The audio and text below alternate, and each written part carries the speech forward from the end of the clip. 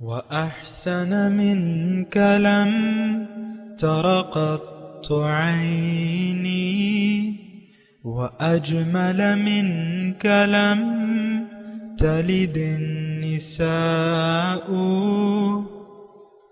خلقت مبرأ من كل عيب، خلقت مبرأ من كل عيب، كأنك قد خلقت كما تشاء. كتاب أنزلناه إليك مبارك ليدبروا آياته وليتذكر أولو الألباب. یہ کتاب برکت والی ہے جسے ہم نے آپ کی طرف نازل فرمایا ہے تاکہ دانش مند لوگ اس کی آیتوں میں غور و فکر کریں اور نصیحت حاصل کریں۔ اللهم صل على سيدنا محمد وعلى آل سيدنا محمد بعدد كل ذرة مئة ألف ألف مرة۔ سامعین و ناظرین کرام، السلام علیکم ورحمۃ اللہ وبرکاتہ۔ سامعین کرام، سورہ ہود آیت نمبر 1 حصہ اول۔ آج کا موضوع جو ہے، کیا ہم بندگی رب سے عملاً انکاری ہیں؟ اس کے ساتھ آج کے سبق کا آغاز کرتے ہیں۔ سب سے پہلے گزشتہ سبق کا اعادہ ہوگا۔ اعوذ باللہ من الشیطان الرجیم۔ پناہ مانگتا ہوں میں اللہ کی شیطان مردود سے۔ بسم اللہ الرحمن الرحیم۔ شروع اللہ کے نام سے جو بڑا مہربان نہایت رحم والا ہے۔ قل یا ایھا الناس قد جاءکم الحق من ربکم فمن اهتدى فإنما يهتدي لنفسه ومن ضل فإنما يضل عليها وما أنا عليكم بوكيل۔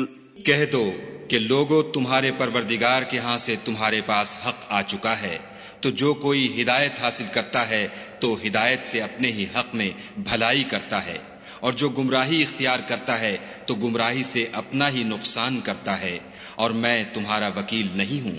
واتبع ما يوحى إليك واصبر حتى يحكم الله وهو خير الحاكمين۔ اور اے پیغمبر صلی اللہ علیہ وآلہ وسلم، تم کو جو حکم بھیجا جاتا ہے اس کی پیروی کیے جاؤ، اور تکلیفوں پر صبر کرو یہاں تک کہ خدا فیصلہ کر دے، اور وہ سب سے بہتر فیصلہ کرنے والا ہے۔ سامعین کرام، سورہ ہود آیت نمبر 1، آج سے سورہ ہود کا آغاز ہو رہا ہے، اور اللہ تعالیٰ سے دعا ہے کہ مجھے اس کے مضامین کو سمجھنے، بیان کرنے اور آپ کو بھی سمجھنے کی توفیق عطا فرمائے۔ آمین ثم آمین۔ سورہ ہود کا تعلق مکی صورتوں میں، یعنی اس کا شمار جو ہے مکی صورتوں میں ہوتا ہے۔ اس کا زمانہ نزول بھی وہی ہے تقریباً جو سورہ یونس کا تھا، 890، یعنی مکی دور کا آدھا حصہ تقریباً 7 یا 890، اور اس کے مضامین بھی وہی ہیں تقریباً جو کہ سورہ یونس کے تھے، یعنی توحید، رسالت اور آخرت۔ اچھا، اب اس کے مخاطب کون ہیں؟ سوال یہ ہے کہ اس کا خطاب کس سے ہے؟ دیکھیں، قرآن بنیادی طور پہ ایک بات نوٹ کر لیں کہ یہ انسان کی فلاح کے لیے آیا ہے، یعنی اللہ تعالیٰ نے انسان کی کامیابی کے لیے قرآن نازل کیا ہے تاکہ اس کی زندگی میں برکت آ جائے اور یہ کامیاب ہو جائے۔ مبارکن، بہت بابرکت ہے، جو اسے قبول کر لے گا بہت برکت پائے گا، دنیا اور آخرت کی برکتیں سمیٹے گا۔ یہ اصل میں قرآن جو ہے یہ ایک خزانے کا پتہ دیتا ہے، اور وہ خزانہ نہ ختم ہونے والا ہے۔ دنیا میں جو بھی آپ کو خزانہ، کوئی دفینہ اگر مل جائے تو وہ آخر کار ختم ہو جائے گا۔ مجھے معلوم نہیں ہے یعنی جب سے دنیا بنی ہے کہ کسی انسان کو کوئی دفینہ ملا ہو، کوئی خزانہ ملا ہو اور وہ ختم نہ ہوا ہو۔ آخر کار بٹ آ جاتا ہے، کوئی چور چورا کے لے جاتا ہے یا خود ہی ختم ہو جاتا ہے خرچ کرتے کرتے نا۔ تو یہ جو جس خزانے کی ہمیں راستہ بتاتا ہے وہ نہ ختم ہونے والا ہے۔ فَلَهُمْ أَجْرٌ غَيْرُ مَمْنُونٍ، سبحان اللہ، ان کے لیے اجر ہے نہ ختم ہونے والا اجر ہے۔ خالدین فیہا ابدا، جنت وہ جگہ ہے جہاں کامیاب لوگ رہیں گے، اور جنت میں کیا ہوگا؟ لکم فیہا ما تشتہی انفسکم ولکم ما تدعون، جو خواہش کرو گے، جو تمہارا نفس چاہے گا اور جو تم منگواؤ گے۔ تو یہ تو ایک بہت ہی اچھی بات ہے۔ دیکھیں یہاں بھی ہم تھوڑی سی بات یہ توجہ سے سنیں، دنیا میں ہم جو ہے صبر کا راستہ اختیار کر لیتے ہیں۔ مثال کے طور پہ آپ نے سنا ہوگا سرکاری نوکری کے لیے لوگ بہت تڑپتے ہیں، اور نوکری کی عمر گزرنے سے پہلے وہ چاہتے ہیں کہ ہم اس سسٹم میں داخل ہو جائیں۔ تو اس میں ایک تو کام نہ کرو تب بھی تنخواہ ملتی ہے، کام چوری کرو تب بھی تنخواہ ملتی ہے، کوئی پوچھنے والا ہوتا نہیں ہے۔ پھر پینشن ملتی ہے آپ کو، اور اس کی میں بات نہیں کر رہا، لیکن پینشن بہت ساری ملتی ہے، ملتی رہتی ہے۔ پھر فنڈ ملتا ہے، یعنی پینشن ایک تو وہ جو ایک خاطر خواہ رقم ہوتی ہے وہ، اور پھر اس کے بعد جب تک آپ زندہ ہیں تو لوگ چپڑاسی کی نوکری بھی لے لیتے ہیں۔ بعض دیکھا گیا ہے کہ ایک چپڑاسی کی پوسٹ کے لیے ہائی کوالیفائڈ لڑکوں نے بھی درخواست دے دی ہے کہ ہم اس سسٹم میں داخل ہو جائیں اور نوکری مل جائے۔ تو میں آپ سے یہ کہہ رہا ہوں کہ دیکھیں بہت فائدے کے لیے انسان تھوڑا سا یعنی اپنے اوپر برداشت کر لیتا ہے، سختی گزار لیتا ہے جو بھی ہے، اور کرتا ہے، نوکری اختیار کر لیتا ہے۔ ایم اے پاس اب ہائی کوالیفائڈ لوگ چپڑاسی کی نوکری کریں گے، یا گریڈ 4 کے جو ہیں نائب قاصد بن جائیں گے، تو ظاہر ہے کہ وہ کچھ لالچ ہی ہوتی ہے۔ تو میں آپ کو کہہ رہا ہوں دیکھیں دنیا کے بعد ہمارے 2 ٹھکانے ہیں، اور اس میں ایک ٹھکانہ جو ہے وہ آگ کا گھر ہے اور دوسرا جنت ہے، جس کو جنت کہا گیا ہے نا۔ اللہ تعالیٰ نے خود بھی یہ فرمایا ہے قرآن مجید میں، وَفِي الْآخِرَةِ عَذَابٌ شَدِيدٌ وَمَغْفِرَةٌ مِّنَ اللَّهِ، عذاب شدید، آخرت میں عذاب شدید ہوگا یا بخشش ہوگی۔ بخشش ہوگی مومنوں کی، گناہ گار مومن کی بخشش ہو سکتی ہے، اس کے الگ مضامین ہیں، لیکن کافر، ظالم، فاسق، مشرک، منافق کی بخشش نہیں ہوگی، نہ ان کی سفارش ہوگی، نہ ان کے کوئی کام آئے گا اس دن۔ یہ بات نوٹ کر لیں۔ تو یہ قرآن ایسی چیز ہے، اور پھر اللہ تعالیٰ نے اس میں یعنی خاص طور پہ یہ سورہ ہود کا جو ابتدائیہ ہے، یہ تقریباً 4 آیات ہیں۔ اس میں اللہ تعالیٰ نے ساری کامیابیوں کو ہمارے لیے اس کی تفصیل بیان کر دی ہے، کامیابیوں کی، اگر ہم نے اس کو قبول کر لیا، کتاب کو، کتاب کے مضمون کو، کتاب کی دعوت کو، تو کامیابیوں کی نوید بھی ہے، اور نوید صرف آخرت کی نہیں ہے، دنیا کی ہے۔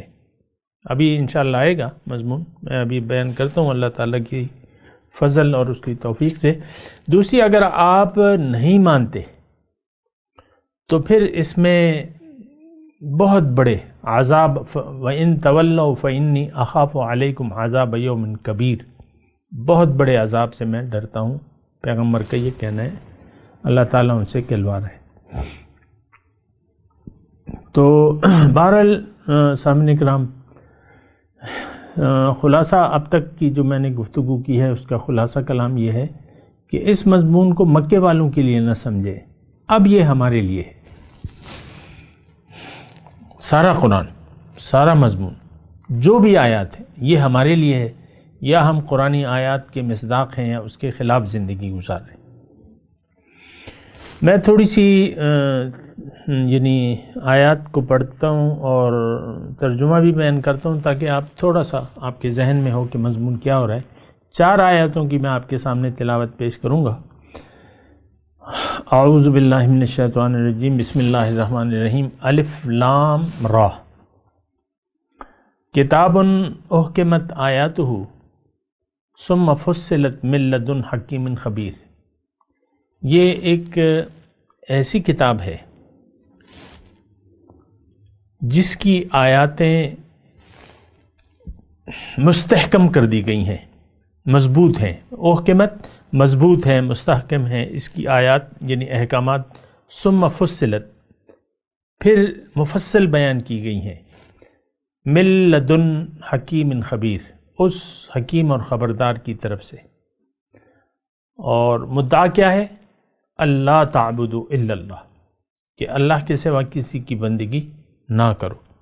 اننی لکم منہ نذیر و بشیر، بے شک میں اس کی طرف سے تمہارے لیے ڈرانے والے بھی ہوں، خبردار کرنے والا بھی ہوں، اللہ، اور خوشخبری دینے والا ہوں۔ وَأَنِ اسْتَغْفِرُوا رَبَّكُمْ ثُمَّ تُوبُوا، اب کرنا کیا ہے؟ استغفار اور توبہ، رجوع کرنا ہے، معافی مانگو اور پھر اس کی طرف رجوع کر لو، پھر جاؤ اس کی طرف۔ ہوگا کیا؟ یُمَتِّعُکُم مَتَاعًا حَسَنًا إِلَىٰ أَجَلٍ مُّسَمًّى، وہ تمہیں ایک وقت مقرر تک ایک اچھی زندگی دے گا۔ وَيُؤْتِ كُلَّ ذِي فَضْلٍ فَضْلَهُ، اور ہر صاحب فضیلت کو اس کی فضیلت عطا فرمائے گا۔ وَإِن تَوَلَّوْا، اور اگر تم نے رخ پھیر لیا، پھر گئے اس کتاب سے، اس پیغام سے، اس دعوت سے، فَإِنِّي أَخَافُ عَلَيْكُمْ عَذَابَ يَوْمٍ كَبِيرٍ، تو میں پھر اس بڑے دن کے عذاب سے ڈرتا ہوں۔ إِلَى اللَّهِ مَرْجِعُكُمْ، اللہ ہی کی طرف واپس لوٹ کے جانا ہے۔ وَهُوَ عَلَى كُلِّ شَيْءٍ قَدِيرٌ، اور وہ ہر چیز پر قادر ہے۔ یہ 4 آیات کا میں نے آپ کو سامنے ترجمہ پیش کیا سامعین کرام، اور اب اس میں دیکھیں اصل میں بات یہ ہے، یہ سورہ ہود جو ہے یہ بہت ہی یعنی ایک جامع، اس میں بلیغانہ کلام ہے۔ حضور صلی اللہ علیہ وسلم بیٹھے ہوئے تھے، حضرت ابوبکر آئے اور بیٹھے، انہوں نے کہا حضور آپ کی بالوں میں وقت سے پہلے سفیدی آ گئی ہے، کیا وجہ ہے؟ تو حضور صلی اللہ علیہ وسلم نے کہا کہ شیبتنی سورہ ہود و اخواتها، او کما قال، مجھے بوڑھا کر دیا سورہ ہود نے اور اس قبیل کی کچھ صورتوں نے۔ یعنی اس میں بہت بلیغ، بہت جامع اور بہت پرحکمت بیان ہے۔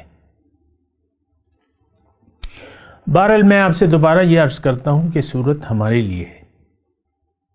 بہرحال اب میں اپنے مضمون کا آغاز کرتا ہوں کہ اچھا یہ 4 آیات جو ہیں، دیکھیں انسان کو اللہ تعالیٰ نے جو پیدا کیا ہے، یہ بات نوٹ کر لیں، انسان کی کامیابی اللہ تعالیٰ نے اپنی بندگی میں رکھی ہے۔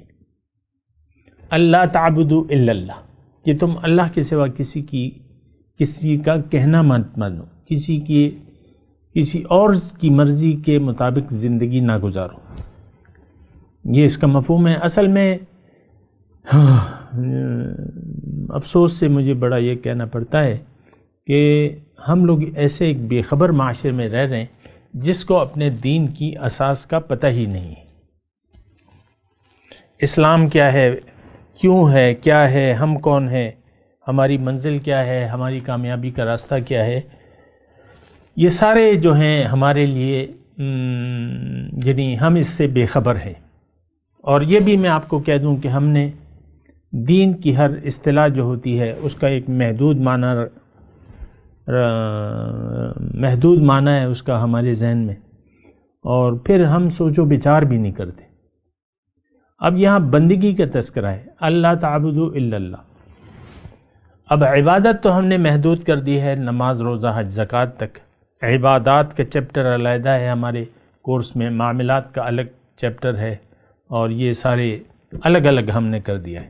عبادت تو آپ نماز کو کہتے ہیں، ذکر اذکار تسبیحات، یا روزہ یا حج ہو گیا، حج عبادت ہے، روزہ عبادت ہے، زکوٰۃ عبادت ہے، کلمہ پڑھ لیں، بس اس تک ہماری عبادت کا یعنی ہمارے ذہن میں یہی مفہوم ہے کہ عبادت یہی ہے بس۔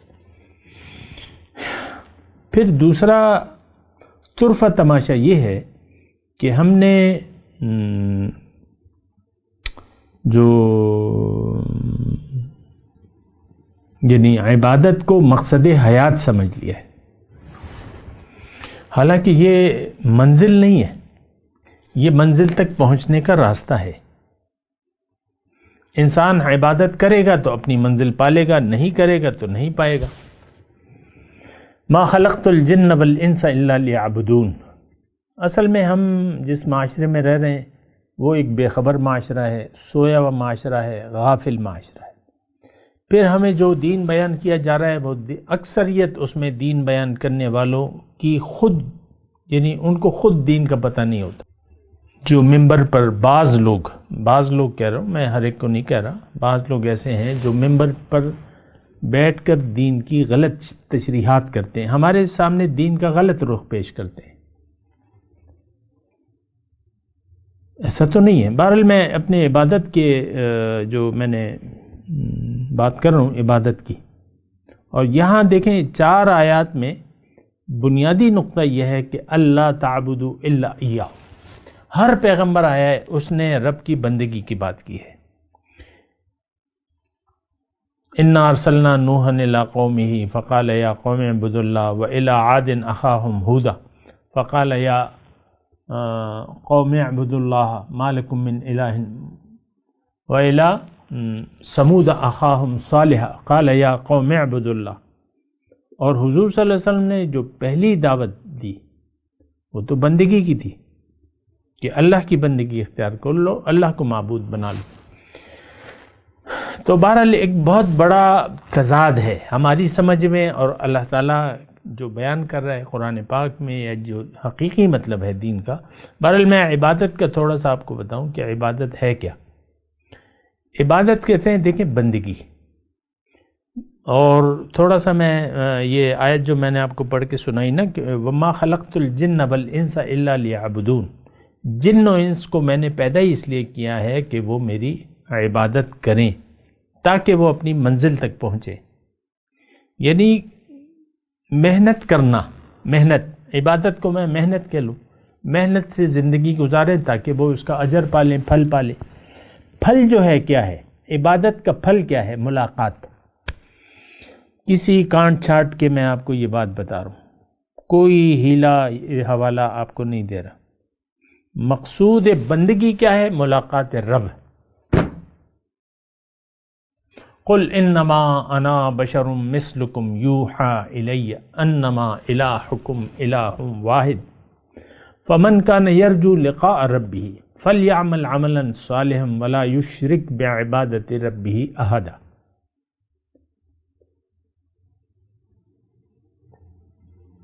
اللہ تعالیٰ قل انما انا بشر مثلکم، آپ جن سے کہہ دیجیے کہ بھئی میں تو تمہاری طرح انسان ہوں، میری طرف وہی کی جاتی ہے کیا؟ انما الہکم الہ واحد، کہ تمہارا معبود ایک ہے، بندگی ایک کی، عبادت ایک کی۔ فمن کان یرجو لقاء ربہ، تھوڑی توجہ سمجھیے۔ اب بندگی، اب حاصل اس کا کیا ہے؟ بس جس کی امید ہو رب سے ملاقات کی، فَلْيَعْمَلْ عَمَلًا صَالِحًا، تو وہ عمل ٹھیک کرے اور اپنے رب کی بندگی میں کسی کو شریک نہ کرے۔ الحمدللہ دیکھیں اللہ تعالیٰ کی توفیق سے میں آپ کو بتا رہا ہوں، بندگی ملاقات، بندگی ملاقات کے لیے، محنت ملاقات کے لیے، عبادت دیدار کے لیے، یہی مقصود ہے۔ اللہ منزل ہے، عبادت راستہ ہے، عبادت راستہ ہے۔ بہرحال اچھا، اب اس میں جو مضمون ہے اور جو میں بیان کرنا بھی چاہوں گا وہ یہ ہے کہ اللہ تعبدوا الا اللہ، کہ اللہ کے سوا کسی کی بندگی نہیں کرنی۔ اب میں آپ کو یہ بتاؤں بندگی کا مطلب کیا ہوتا ہے۔ بندگی کا مطلب یعنی اللہ تعالیٰ نے ہمیں جو طریقہ کار بتایا ہے، دیکھیں انسان کی، میں بتا بھی چکا ہوں، دوبارہ بتا رہا ہوں، نئے سننے والے ہو سکتے ہوں میرے سننے والوں میں، تو دیکھیں اللہ، انسان کی منزل جنت ہے، اللہ ہے، جنت میں اللہ سے ملاقات، اللہ کا تقرب اور اللہ کا دیدار ہوگا انشاءاللہ۔ اب اس کا راستہ اور طریقہ کیا ہے؟ جنت میں پہنچنے کا آسان راستہ یہ ہے کہ آپ زندگی اللہ کی مرضی سے گزاریں۔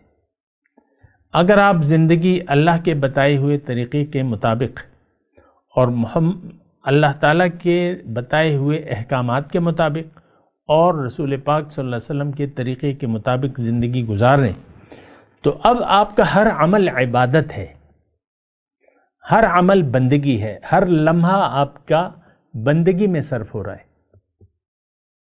لیکن اللہ اگر آپ کی منزل نہیں ہے تو اب آپ کا ہر عمل جو ہے، اب آپ کا رخ دنیا کی طرف ہوگا۔ آپ نے دنیا کی طرف اپنا رخ پھیر لیا، دنیا آپ کی منزل ہے، دنیا کے لیے زندگی گزار رہے ہیں، آپ کا ہر عمل باطل ہے، آپ کی منزل باطل ہے، اب آپ کا ہر عمل باطل ہے، جو عمل بھی کر رہے ہیں، چاہے نماز چاہے روزہ، سب کچھ باطل ہو گیا۔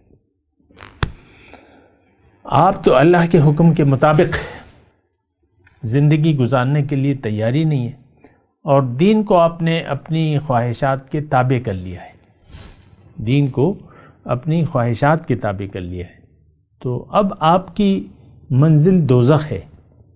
اگر آپ کا رخ دنیا کی طرف ہے، تھوڑی توجہ سامنے کا، اگر آپ کا رخ دنیا کی طرف ہے اور دنیا ہی آپ کی منزل ہے اور دنیا ہی آپ کا مقصود ہے، محبوب ہے، مطلوب ہے، اب آپ کی منزل در حقیقت آپ نے اپنی منزل بنا لیا دوزخ کو۔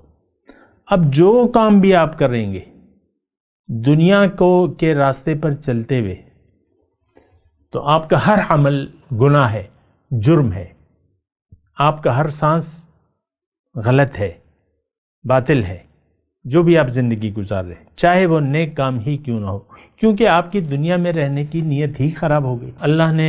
اللہ کے رسول نے بتایا ہمیں کہ اعمال کا دار و مدار تو نیت پر ہے۔ اگر کوئی نیک کام کی نیت آپ کی غلط ہے، اللہ مقصود، اللہ کی رضا نہیں ہے، منزل اللہ نہیں ہے آپ کی، دیکھیں منزل اللہ نہیں ہے، رخ ظاہر کی طرف ہے، دنیا آپ کو محبوب ہے، دنیاوی مفادات، آسان الفاظ کہہ رہا ہوں میں آپ کے سمجھنے کے، دنیاوی مفادات اگر آپ کو زیادہ عزیز ہے اللہ اور اس کے رسول اور اس کے احکامات کے مطابق زندگی گزارنے سے، اب آپ دنیا میں عذاب کے قابل ہیں، اللہ کا عذاب دنیا میں آپ پر ہوگا۔ فتربصوا، انتظار عذاب کا کیجیے، آپ پہ اللہ تعالیٰ کا عذاب ہوگا۔ لیکن اگر ایسا نہیں ہے اور آپ کا رخ اللہ کی طرف ہو گیا، اللہ آپ کی منزل بن گئی اور رخ آپ کا آخرت کی طرف ہو گیا، آپ کو خوشخبری ہے، آپ کے لیے بشیر، خوشخبری ہے، حضور صلی اللہ علیہ وسلم کی طرف سے آپ خوشخبری، اللہ کی طرف سے رسول پاک آپ کو خوشخبری دے رہے ہیں۔ فَاسْتَبْشِرُوا بِبَيْعِكُمُ الَّذِي بَايَعْتُمْ بِهِ، خوشیاں مناؤ، تم نے بیعت کر لی اللہ پہ، اپنی مال و جان کو اللہ کے حوالے کر دیا۔ تو یہ ساری صورتحال ہے صاحب کرام۔ عبادت کا میں نے نقطہ لیا ہوا تھا، اللہ تعبدوا الا، کہ دیکھیں لفظی ترجمہ کیا ہے کہ اللہ کے سوا کسی کی بندگی نہ کرو۔ بندگی اللہ کی آپ کر نہیں سکتے، یہ بات نوٹ کر لیں، جب تک اللہ کی طرف آپ کا رخ نہ ہو، جب تک منزل آپ کی اللہ نہ ہو، تو اللہ کی بندگی آپ کر ہی نہیں سکتے، مقصود کا معبود کا، کیونکہ جو مقصود ہے وہی آپ کو محبوب بھی ہوگا، مطلوب بھی ہوگا، اور اسی کے سامنے آپ نے سر جھکایا ہوا ہوگا۔ اس وقت ہمارا سر جو ہے دنیاوی مفادات کے سامنے جھک چکا ہے، اور ہم نے دنیا کی زندگی کو آخرت کی زندگی پہ ترجیح دے رکھی ہے، اور در حقیقت اللہ کے قرآن کی روح سے ہم کافر بن گئے ہیں۔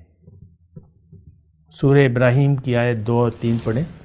ویل للکافرین الذین یستحبون الحیات الدنیا علی الآخرہ، ہلاکت ہے، تباہی ہے کافروں کے لیے جو آخرت کے مقابلے میں دنیا کی زندگی کو جنہوں نے پسند کر لیا ہے۔ ویل للکافرین الذین یستحبون الحیات الدنیا علی الآخرہ۔ تو بہرحال دیکھیں، بندگی اللہ تعبد الا، تمام دعوت کا خلاصہ کیا ہے؟ اللہ تعبد الا اللہ، کہ اللہ کے سوا کسی کی بندگی نہ کرنا۔ باقی تو پھر طریقہ کار ہے کہ بندگی کا طریقہ کیا ہے، وہ تو پھر تفصیل قرآن میں بھی ہے، حدیث میں بھی ہے، لیکن بنیادی نقطہ جو ہے بندگی رب، بس منزل اللہ۔ خلاصہ تمام کلام کا میں خلاصہ پیش کر رہا ہوں۔ کرنا کیا چاہیے؟ پہلے آپ اپنے آپ کو پہچانیں، اپنے رخت سفر کو پہچانیں کہ میں نے کس طرف رخت سفر باندھنا ہے، میری منزل کیا ہے، منزل کا راستہ کیا ہے، چلنے کا طریقہ کیا ہے۔ یہ سب آپ خوب غور و خوض کریں، اللہ کو منزل بنا لیں۔ اب آپ نے کرنی ہے بندگی، اور زندگی آمد برائے بندگی، زندگی بے بندگی شرمندگی۔ آپ نے کرنی ہے بندگی، تو بندگی کے اگر آپ بندگی تو آپ سے اس وقت ہوگی جب رب آپ کی منزل بن جائے گا۔ اگر دنیا آپ نے پسند کر لی ہے تو آپ بندگی نہیں کر سکتے، یہ بات نوٹ کر لیں۔ آسان الفاظ میں میں کہہ رہا ہوں، اور بغیر کسی لگی لپٹی کے آپ کو کہہ رہا ہوں کہ آپ بندگی پھر نہیں کر سکتے، آپ پھر جہنم کا ایندھن بنیں گے، یہ بات نوٹ کر لیں۔ بہرحال میں تلاوت کرتا ہوں، میرے ساتھ دہرائیے۔ اعوذ باللہ من الشیطان الرجیم، بسم اللہ الرحمن الرحیم، الف لام را، کتاب احکمت آیاتہ ثم فصلت من لدن حکیم خبیر، اللہ تعبدوا الا اللہ اننی لکم منہ نذیر وبشیر، وان استغفروا ربکم ثم توبوا الیہ یمتعکم متاعا حسنا الی اجل مسمى وَيُؤْتِ كُلَّ ذِي فَضْلٍ فَضْلَهُ وَإِن تَوَلَّوْا فَإِنِّي أَخَافُ عَلَيْكُمْ عَذَابَ يَوْمٍ كَبِيرٍ إِلَى اللَّهِ مَرْجِعُكُمْ وَهُوَ عَلَى كُلِّ شَيْءٍ قَدِيرٌ۔ اب ان آیت کی تلاوت اور ترجمہ۔ اعوذ باللہ من الشیطان الرجیم، پناہ مانگتا ہوں میں اللہ کی شیطان مردود سے۔ بسم اللہ الرحمن الرحیم، شروع اللہ کے نام سے جو بڑا مہربان نہایت رحم والا ہے۔ الف لام را، کتاب احکمت آیاته ثم فصلت من لدن حکیم خبیر۔ الف لام را، یہ وہ کتاب ہے جس کی آیتیں مستحکم ہیں اور خدائے حکیم و خبیر کی طرف سے بتفصیل بیان کر دی گئی ہے۔ اس کے ساتھ ہی سامعین کرام، آج کے درس کا وقت اختتام کو پہنچا۔ انشاءاللہ اگلے درس میں ملاقات ہوگی وآخر دعوانا ان الحمد للہ رب العالمین، والسلام علیکم ورحمۃ اللہ وبرکاتہ۔